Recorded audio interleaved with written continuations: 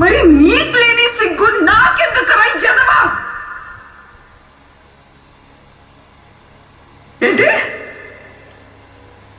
నా పెళ్ళికి వచ్చి మన ఫోటో ఫ్లెక్సీ కడతావా?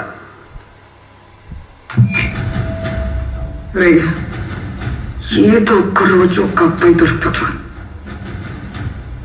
నీలా కాదు, ఒక మెచ్యూర్గా డీసెంట్ గా ఉండేవాడు దొరుకుతాడు. వాడికి కూడా నేనే వెళ్ళి చెప్తా.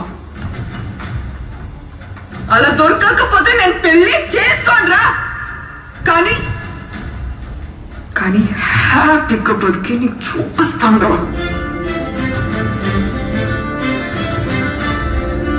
ఇప్పుడు చెప్పురా, ఏం పీక్తావని చెప్పురా.